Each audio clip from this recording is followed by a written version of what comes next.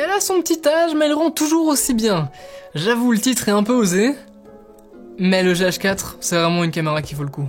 Jusqu'en cinéma 4K à 24 images par seconde ou 96 images par seconde en 1080p, il y a vraiment moyen de s'amuser. Le GH4, c'est une caméra qui a, à mon sens, vieilli très bien.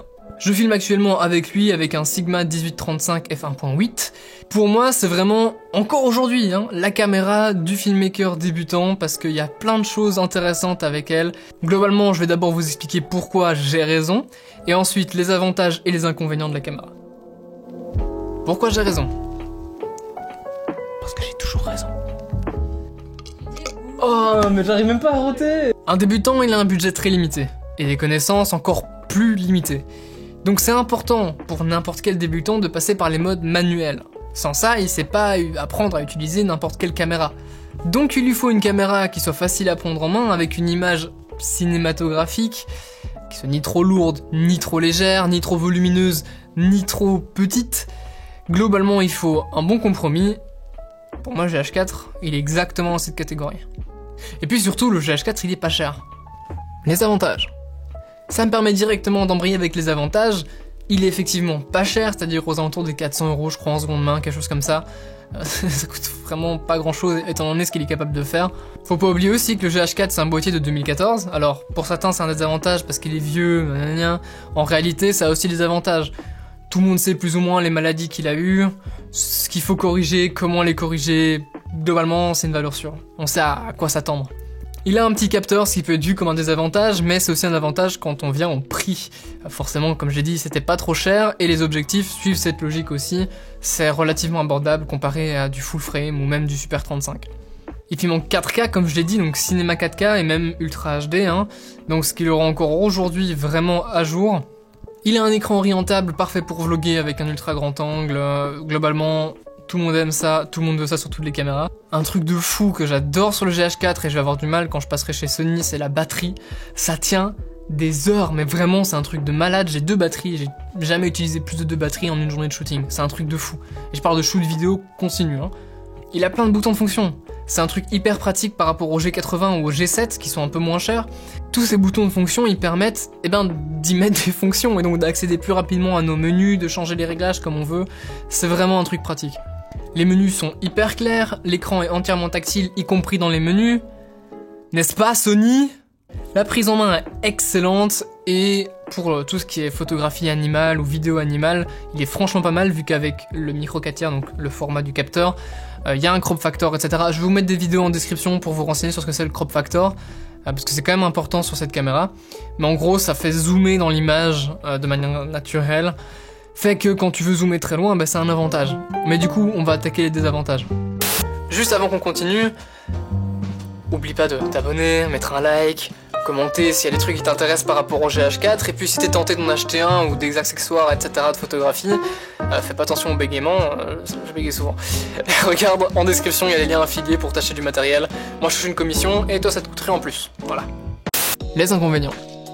Comme je disais, ça zoome, donc quand tu veux trouver de l'ultra grand angle, c'est un peu plus compliqué. Mais ça existe. On va chercher mon objectif. J'ai ici un 7,5 mm, donc c'est très grand angle.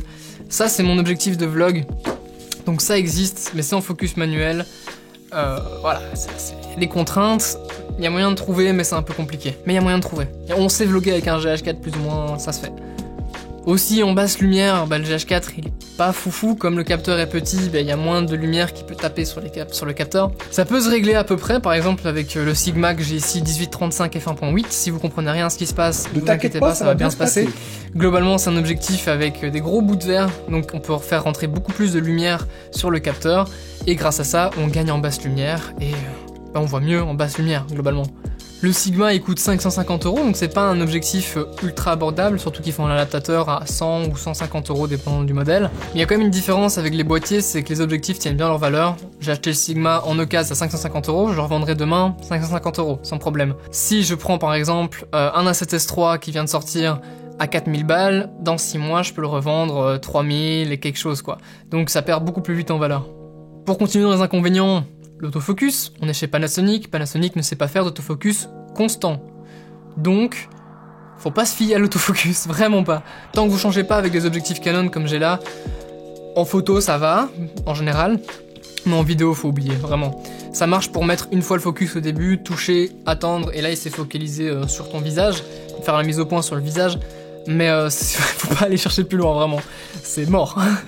Il y a un seul slot de carte SD, donc pour certains c'est un problème, moi j'en ai vraiment rien à faire. Si tu prends globalement du SanDisk, pas trop de problème. J'ai eu une carte Lexar, la Lexar elle a claqué après quelques mois, donc je ne conseille vraiment pas. SanDisk, jamais de problème. Avec ça t'es tranquille normalement. Il n'y a pas de stabilisation non plus, donc objectif stabilisé c'est pas une mauvaise idée. Surtout quand tu veux commencer à zoomer, t'es obligé. Sinon pour du grand angle c'est moins nécessaire, donc ça dérange pas trop. Peut-être un dernier truc, c'est qu'il n'y a plus de mise à jour. Mais j'ai jamais eu de bug avec mon GH4, donc pour moi c'est pas tellement un problème. La conclusion. Le GH4 a des défauts, mais c'est une bonne caméra formatrice. Avec elle, tu vas apprendre à faire une bonne mise au point, gérer une composition, choisir des objectifs, des accessoires, et évoluer à travers les contraintes, ce qui est quand même le plus important. Vraiment, je pense pas que je pourrais m'en séparer un jour. C'est grâce à ce boîtier que j'ai tant évolué, donc même si je commence ma transition vers du plein format avec du Sony, il sera toujours là en caméra d'appoint. Elle, c'est féminin. Ça ressemble presque à une lettre d'amour ou une lettre d'adieu à ma MILF préférée. Merci GH4 d'avoir été là toutes ces années, tu m'auras beaucoup servi et tu vas encore beaucoup me servir. Pour moi c'est tout pour aujourd'hui, comme je vous ai dit tout à l'heure, abonnez-vous, petit like, commentaire, tout ça. Kiss kiss ciao. À la prochaine. Normalement c'est dans l'autre sens, mais c'est pas grave. Et allez, les bleus, on va gagner le foot. Cette MMS OVG équipe.